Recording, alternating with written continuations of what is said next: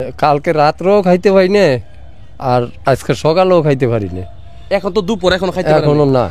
রাত যখন গভীর হয়ে যায় তখন শুনেছি এখানে প্রচুর পরিমাণে ডাকাতি চলে। আসসালামু আলাইকুম রহমতুল্লাহ বারাকাতু। লক্ষ লক্ষ ট্রাক দাঁড়িয়ে আছে এই চট্টগ্রাম টু ঢাকা রোডে। এই রোডের অনেক মানুষের সাথে আমার কথা হয়েছে। এমনও শুনেছি যে মানুষ তেল বিক্রি করে খাবার খেতে হচ্ছে, একটু নাস্তার জন্য তেল বিক্রি করে পানি খাওয়া। এটা কত কষ্টের, এটা যিনি কষ্ট করে বা যিনি এই বিপদে পড়েছে তিনি বুঝে। এবং এত গরম, 2 দিন ধরে রোদ উঠতেছে, এই গরমের ভিতরে প্রচুর পানির প্রয়োজন। আচ্ছা যাই হোক, আমার সাথে 2 জন ড্রাইভার আছেন। তো আমি আমাদের চাচা বা আমার ভাইকে ভাই বলতে পারি, একজন চাচা একজন ভাই আছেন আমার পাশে দাঁড়িয়ে।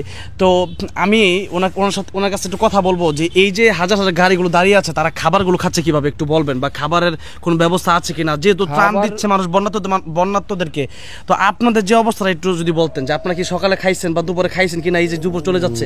কালকে রাত্রেও খাইতে পারি না, আর আজকে সকালেও খাইতে পারি না। এখন তো দুপুর, এখনো খাইতে এখনো না। কালকে রাতে না, সকালেও না, দুপুরেও না, 3 বেলা একজন মানুষ না খেয়ে আছে। এবং এরকম একজন মানুষ না, এরকম কিন্তু অসংখ্য মানুষ আছে। তো আমি এখন ওনাদেরকে আমাদের ত্রাণের অনেক পর্যাপ্ত পরিমাণ ত্রাণ আছে আমাদের ওখানে, ওনাদেরকে আমি খাবারের ব্যবস্থা আমি করার চেষ্টা করতেছি। এখানে কি বলবো, আমি নিজে যে ভাত খাবো এই সুযোগও নাই এখানে কোনো দোকান খোলা নাই, এবং দোকানের তো ডুবেই গেছে। কিছু দোকান খোলা থাকলেও এত দাম, এই দামে মানুষ সাধারণত কিনে খাওয়ার মতো অবস্থা সবার নাই।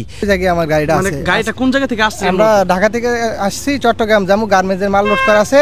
আজকে 3 দিন যাবত এক জায়গায় বসে আছি, খাবারের সংকট, তারপরে কোনো দোকান নাই, দোকানে পানিও নাই, কোনো কিছু নাই। আমরা কালকে দুপুরে 2 ভাত খাইছি, আর এখন পর্যন্ত ওরকম কোনো কিছু খাওয়া যায় না। ঢাকা থেকে ছেড়ে আসছিল চট্টগ্রাম যাওয়ার জন্য, আজকে 3 দিন ধরে এই লক্ষ লক্ষ ট্রাক আটকা পড়ে আছে। এই মানুষগুলো কোথায় যাবে, কি খাবে, তাদের ব্যাপারে একটা ব্যবস্থা আপনাদের নেওয়া দরকার। বিশেষ করে এই ট্রাক কর্তৃপক্ষ যারা আছেন, মালিক, তাদেরও বিশাল বড় একটা ব্যবস্থা করা দরকার খাবার এবং পানির। তো এই বিষয়গুলো আপনাদেরকে বলবো আমি, আপনার তাদের একটা খাবারের ব্যবস্থা করুন। এই 2 ভাই আমাদেরকে ভাই একটা কথা বলছিলেন যে আমাদেরকে খাবার না দেখ, কি যেন কথাটা বলছিলেন। হ্যাঁ, আমরা দোকান থেকে কষ্ট করে হইলো 2-3 ঘন্টা হইলো আমরা কিনে খাইতে পারতেছি, কিন্তু আমাদের থেকেও অসহায় যারা আছে আপনারা তাদেরকে খাবার দেন, আমরা আমাদেরটা ম্যানেজ করে নিব। আমাদের থেকে যারা কষ্ট আছে তাদেরকে দেন। মনে হচ্ছে যে সাহাবায়ে কেরাম রাদিয়াল্লাহু আনহুম আজমাইনের যুগে চলে আসছি, যেরকম একজন সাহাবী বলতেন যে আমাকে খাবার দেওয়ার দরকার নাই, আমার ভাইকে দেন। একটু পানি ছিল, যে আমার পানি তৃষ্ণা লাগছে, কিন্তু দরকার নাই, আমার ভাইকে আগে বাঁচান। ভাইয়ের কথাটা শুনে এরকম মনে হচ্ছে যে আমার পানির দরকার নাই, আমার ভাইকে আগে পানি দিয়ে বাঁচান, এরকম একটা কথা। এই জন্য যারা এই রাস্তায় লক্ষ লক্ষ মানুষ আটকে আছে, তাদের দিকেও আমরা একটু লক্ষ্য রাখার চেষ্টা করব। বিশেষ করে গাড়ির মালিক যারা আছেন এবং গাড়ির এই যে একটা কল্যাণ সংস্থা যারা আছেন, তাদেরকে আমি বলবো এই রুটে যারা আছেন তাদেরকে একটা ব্যবস্থা এবং উদ্ধার এবং খাবারের ব্যবস্থা করার জন্য আমি আপনাদেরকে উদাত্ত আহ্বান জানাচ্ছি।